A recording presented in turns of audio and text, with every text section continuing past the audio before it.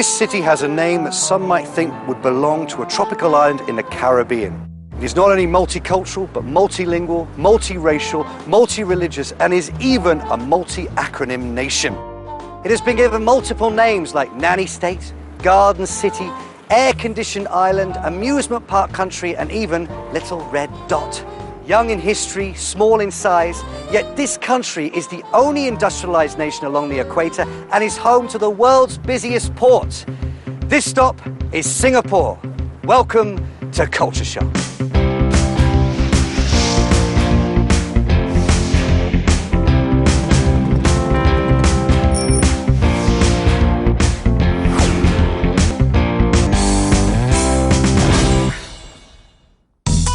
Located in the southern tip of the Malayan Peninsula, Singapore's name is derived from a Sanskrit word which means Lion City.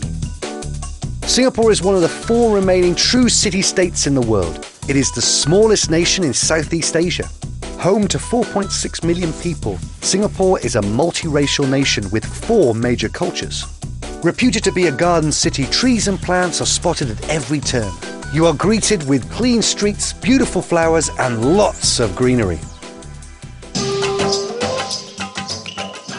You know, when I think of Singapore, I think of sun, sand, sea, beaches, and, whoa, incredible humidity.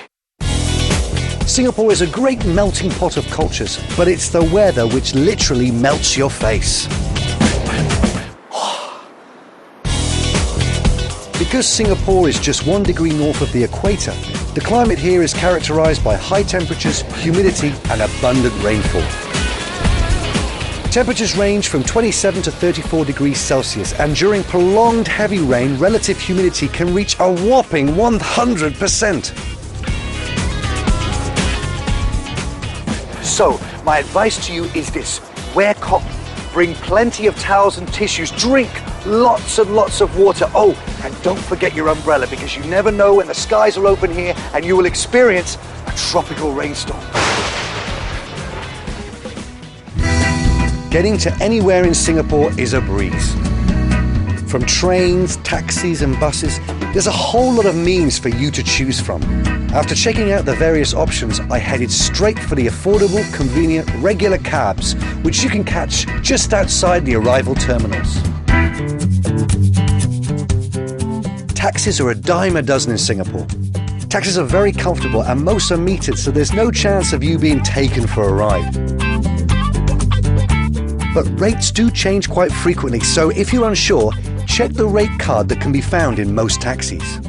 To the city, please. Sure. And may I know you prefer me to go by ECP or PIE, please? PIE? Pie?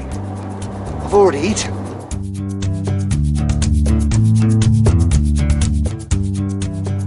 Oh. I did hear something about Singaporeans being fascinated with food.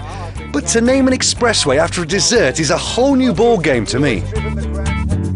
With signs for expressways, buildings and many others, it sure looks like Singapore is not only a multiracial and multilingual country, it is also an MAN, a multi-acronym nation.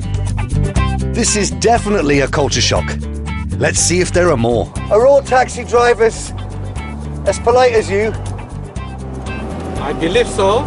Could you tell me something? I saw someone referring to another person in a newsagent as uncle. What's that all about? Well, this is a polite way that we Chinese address our elder. We call them uncle. Okay, so if I call you uncle, I call the women aunties, is that good? Well, you can call them sweetie pie if you want to. Sweetie pie.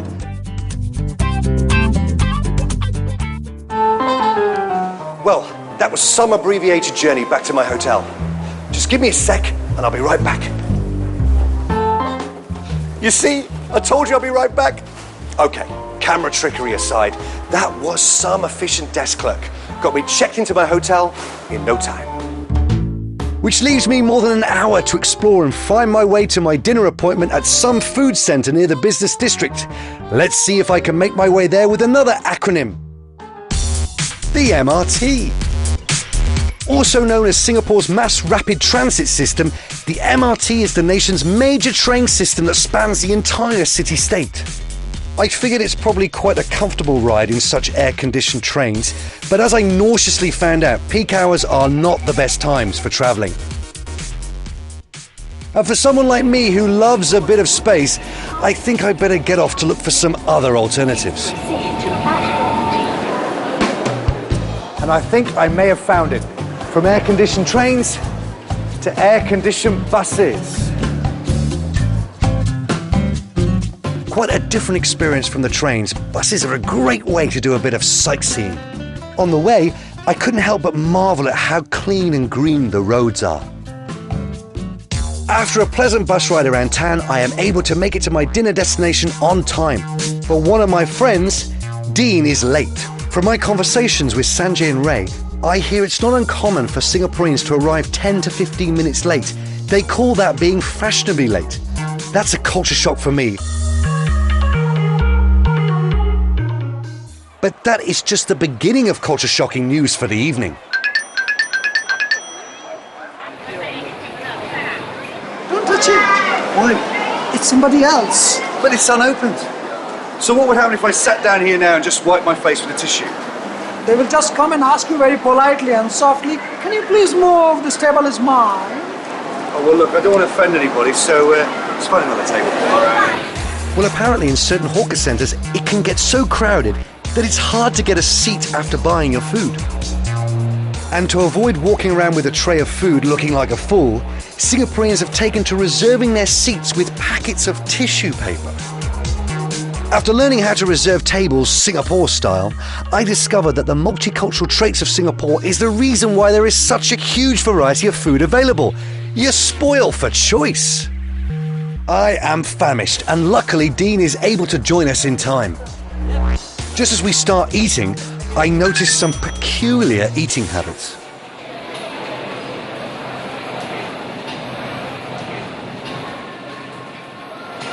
Hey, I noticed you two are eating with your hands. Yeah, what's wrong? Well, is there a reason behind that? We normally eat with hands. That's right, with the right hand, that is. The right hand? The right hand, you're right.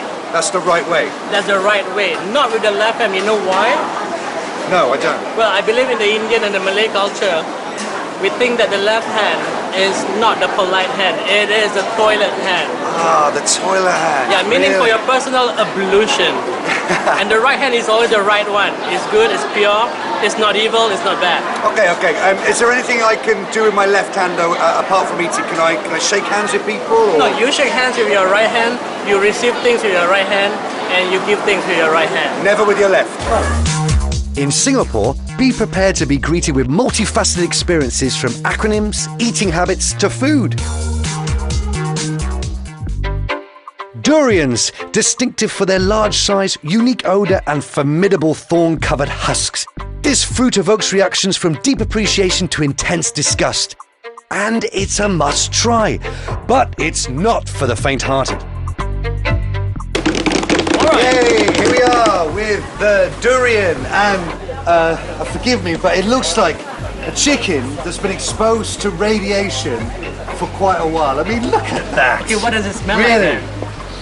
Oh, it's a strong smell. It smells like a guy's locker room that's been covered up with some air freshener. And what I mean by that is, the first waft you get is sweet, but then afterwards there's that's a dark secret. It's like a dark secret. Yeah, that's right. Well, like my mother would say, the proof is in the pudding, so it's time to taste it. Here goes. Wow, that is What is really unusual. It's creamy. I've got onions, toffee, so many different flavors. It's like a roller coaster ride. You love this though, right? I love it. You love this? Love it. You love this? I love It's them show. Shook, man. It's show. Shook. What does shook mean? It's great. Great. Well, one thing's for sure, durian is shook. Don't be so kaypoh. When in Singapore, don't be surprised to find people speaking a form of English that many foreigners might find strange and a tad bit hard to understand. Which is why it's good to pick up a few terms to help you fit in. Amazing. I mean, what's not to like? It's an incredible place. And to help me fit in are my Singapore business associates, Karis and Ian. So fishing, it's like Asia for beginners though. It's very easy for me. So what did you do last night? Oh, last night, right. To top it all, last night I ate durian. King of foods. Ah, yeah, spiky green thing. Very interesting. Sure, eh? Sure, this is the Singlish, Yep. right? My friend was telling me about the Singlish. What is it? Simply put, it's Singapore English. Singapore English. How does it differ then from English people's English? I think it's the grammatical structure, because we speak Mandarin, so when you speak Mandarin, everything's back to front, and then we do direct translations, so our English always ends up back to front.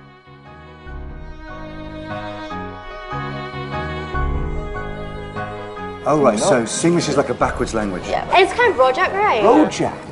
Ah, That's okay. rojak. Rojak is a local dish that we have here.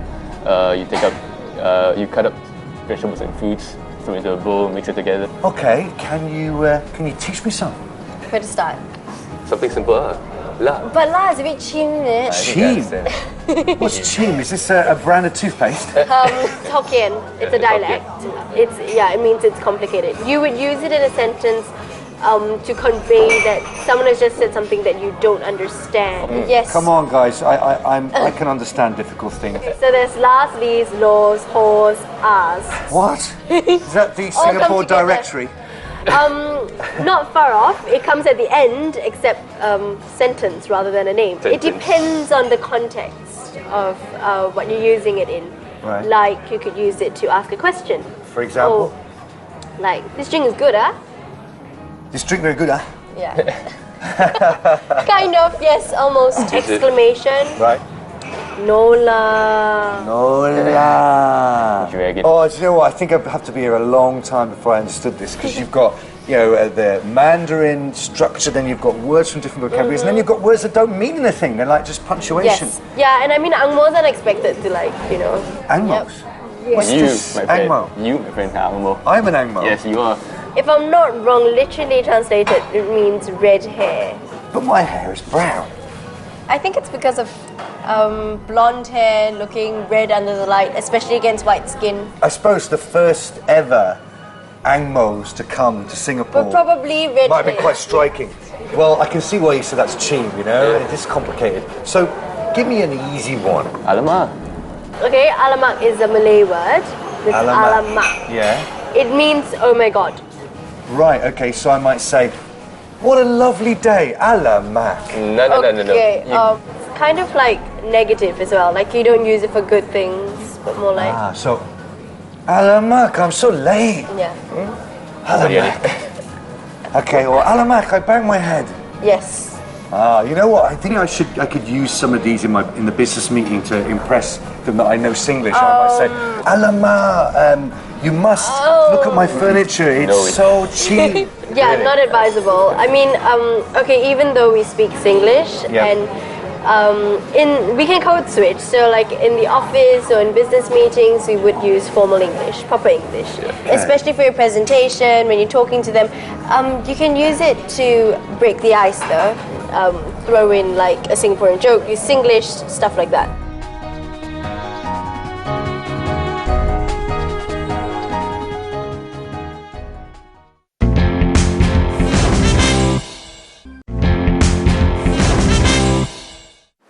Well, after that refreshing session of Singlish, it's time for me to come and do what it is I came here to do, which is make a business deal.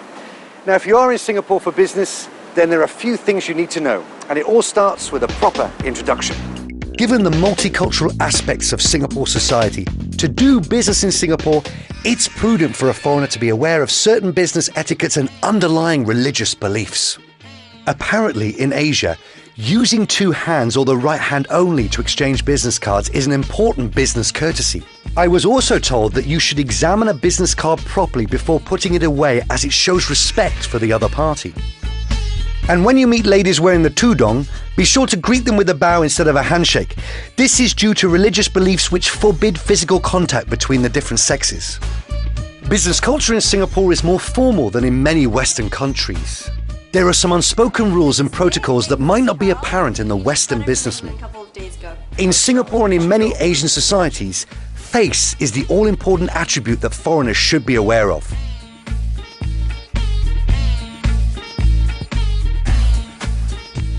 Face is what makes Singaporeans strive for harmonious relationships. Because of face, Singaporeans tend to be non-confrontational in their business dealings. Singaporeans will never overtly say no. Because of face and strong adherence to hierarchy, questioning authority is considered a taboo. Thus, never disagree or criticize someone who is senior to you in rank in public, as it may destroy the business relationship.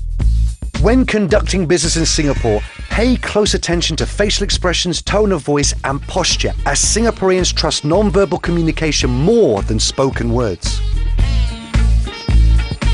Be mindful how you might be perceived. They do not understand Western culture's ability to respond to a question hastily, and believe that this indicates thoughtlessness and rude behavior. So in other words, as a foreigner in any business situations in Singapore, be sure to mind your manners and speak when spoken to without any needless commentaries, and business can carry on as usual. Thank you. Thank you so much for your time. Thank you. Singapore is a multi-religious country with the majority practicing Buddhism and Taoism. A significant number of the population practice Christianity and Islam as well. Sikhism, Hinduism, and the people of Baha'i faith can also be found here. Due to the multicultural, multi-religious aspect of Singapore society, cultural tolerance and racial harmony are strongly advocated. The different religions are allowed to practice with mutual tolerance, so don't be surprised if you walk into some culturally shocking situations that are commonplace in Singapore. According to Taoist Chinese beliefs, the living are to burn offerings to the deceased ancestors who are, well, apparently in hell. So this shop sells materials which are burnt for what they call the Hungry Ghost Festival, which is a Chinese festival that takes place on the 7th lunar month every year. And this is an example of hell notes, okay? And this is a $1 billion hell note here. These will cost you $2, so you can see inflation's pretty high in hell. As a sign of respect and reverence, these offerings are in terms of hell money and a whole lot more. Offerings like shirts, cars, houses, condos are offered to them usually during the Chinese lunar 7th month. Walking around, I simply couldn't believe the extent of traditional beliefs that exist amongst this ultra-modern society. So, say if you have a treasured auntie who you want to pay a tribute to, perhaps, you may burn her this special pack. You've got a purse, a watch, and a blouse. Or something like this. Because, obviously, modesty is still very important in hell. Look at this. So, say if you've got an uncle who's partial to a drink, or even a smoke, you'd burn these. And of course, hygiene's very important even in hell, so afterwards you might need to freshen up, you'd burn these. And if you wanted him to be able to experience the internet there in hell, you'd burn this. Everything's catered for here. Amazing. Now it's things like this which might seem silly or strange or culture shocking, but we should show some respect, because disrespect will be seen as a sacrilege, and it might even be considered a bad karmic move. But Singapore wasn't always this multicultural or multi-religious. To tell me more about the rise of this colourful island, my friend, a curator, is going to bring me on a tour around Singapore National Museum. Well, here I am with Mr. Iskander Maidin, who is a Deputy Director here at the National Museum of Singapore. Now, Mr. Maidin is going to take me for a tour around their special history gallery. Now, I believe the gallery has a completely different way of telling the story of Singapore. How is it different? Well, it uses a storytelling approach to tell the history of Singapore, the stories of the great men as well as the little people who usually don't get into the history textbook. Mr. Maidin, what can you tell me about the role this man had to play in the history of Singapore? Raffles laid the foundations for the development of the Singapore trading port when he signed the treaty with Sultan Hussein of Singapore in February 1819. As a result of his foresight, Sir Stamford Raffles is recognised as the founding father of Singapore. Well, what we have here is a segment dealing with the Japanese invasion of Singapore, followed by the Japanese occupation of Singapore. The first area bombing of Singapore by the Japanese took place in December 1941, and the invasion of Singapore, which lasted a week, took place in February 1942.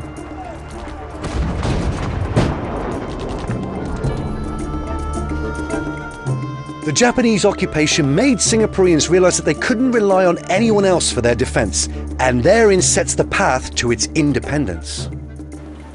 Well, what a trip. I've learnt to adapt to the people here, the weather, the culture, the mannerisms. I've learnt all about Singapore's excellent public transport systems and its business systems. I've even learnt about this quirky lingo they have here called Singlish, and about their religions and beliefs. What a place. I've had a real shock time.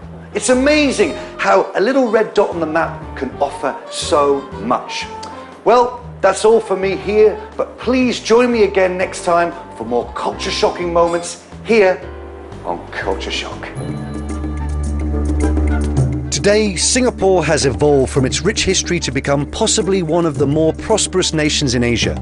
With its winning formula of economic, geographic and human resource factors, the city-state has made the best of what it's got to become what it is today.